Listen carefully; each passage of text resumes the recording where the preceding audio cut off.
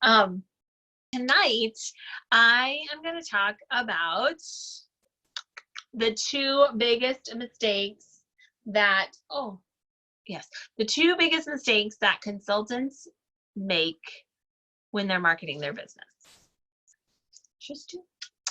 And I messaged it to you all, so I hope you were a little bit curious, because the first biggest mistake that consultants make when they're marketing their business is that they don't talk about their business enough.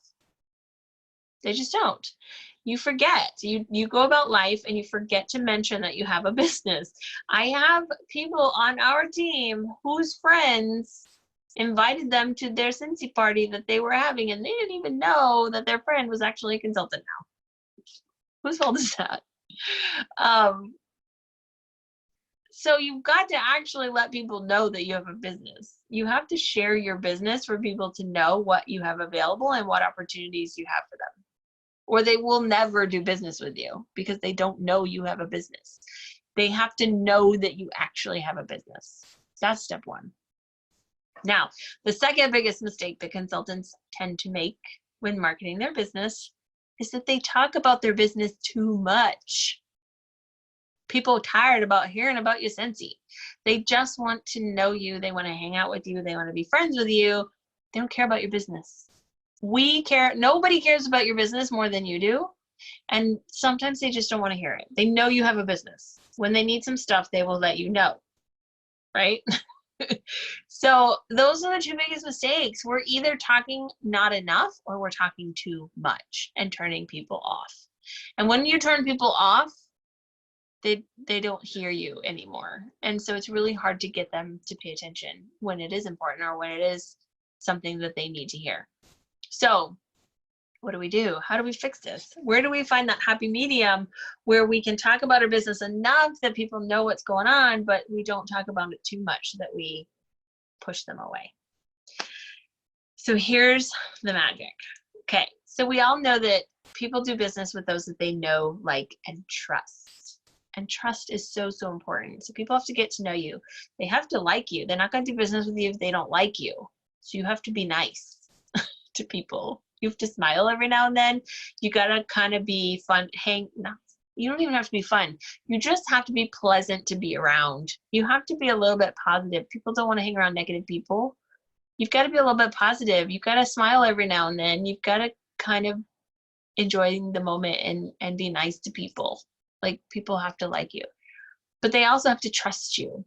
And so the way that you get people to trust you is a very special rule, a very special thing. And it's very, very simple. All you do is make friends. Make a friend first. So when we were at Mastermind Conference, Chris Brady talked about the sales process, and he talked about it in terms of a motocross race. So there are motocross races, and I believe there's even road races, like running races, where you have to check in at checkpoint 1 before you can go check in at checkpoint 2. And if you try to check in at checkpoint 2 before you hit checkpoint 1, you are disqualified. You are sent away. You are kicked out of the race. People don't want you there no more. And the sales process and your business and Cincy is very similar to that. If you try, checkpoint 1 is making a friend. It's getting to know people. It's building trust and building a relationship with people. You've got to make friends first. Checkpoint 2 is sharing your business. You cannot go sharing your business and asking for sales and asking for booking parties and asking to join your team and start a business if you have not first gone to checkpoint 1 and made friends. If you do that, they won't trust you and they will kick you out of the race and they don't want to hear from you anymore. So don't try to go to checkpoint 2 before you have gone to checkpoint 1. You've got to go to checkpoint 1 and make friends. Be nice. Have conversations, be generally interested in what they have to say and what they are doing in their life and what's going on with them. Ask questions and listen to the answers. You've got to make a friend. They have to get to know you, they have to like you, and they have to trust you. And once you have done that and you have completed checkpoint 1, now you are able to move towards checkpoint 2. slowly but surely, you can move towards checkpoint 2. Now, checkpoint 2 requires permission. You've got to listen and pay attention for the opportunities to bring up your business. You don't just throw it in their face and wave it around like a crazy person. You listen for opportunities. You listen for the moment where you can bring it up and offer it as a solution to whatever problem it is that they have, right? Oh, I gotta go to the store this afternoon and pick up a gift for my mom. I can take care of that for you. I have a Scentsy business, great gifts for moms. I can take care of that for you, right? It's an opportunity.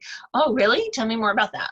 So you've gotten to know them, you're talking to them, they're talking about having to go get a gift for mom, or maybe they've got somebody's birthday coming up. Kids have got a birthday. This weekend, I gotta go to a birthday party. I gotta go buy a present for a kid. I can help you with that. Oh my gosh, my car is always breaking down. I never have enough money to fix it. I can help you with that. Would you like me to help you with that? I have a way to help you with that. My dog always stinks. I can't stand it. He smells so bad and I don't have time to give him a bath, or it's too cold to give him a bath. I can help you with that, right? So make friends and then listen for your opportunities. Pay attention to what they have to say. Listen to them. And when you have an opportunity to help them with a problem or challenge, or to introduce your business to them, naturally, authentically, honestly, and with integrity, then you bring up your business. But here's what you don't do, right? You don't have the opportunity pass you by and never talk about your business. And that's where we hit that problem number 1, where we're not talking about our business enough. They need to know about your business in order to do business with you, but you can't talk about your business until you've made friends and earned their trust. Hope that makes sense. We will go into more detail next time. I hope that helps you give some reference, helps you think about things a little bit differently, helps you think about how you're talking to people and how you're bringing up your business a little bit differently. This business is a relationship business. You hear that all the time. It's about relationships. You've got to build a relationship before you do the business. The business will come. It will come if you're building the relationships. And that may mean that you have to be a little bit patient. You have to wait. You have to listen. You have to pay attention.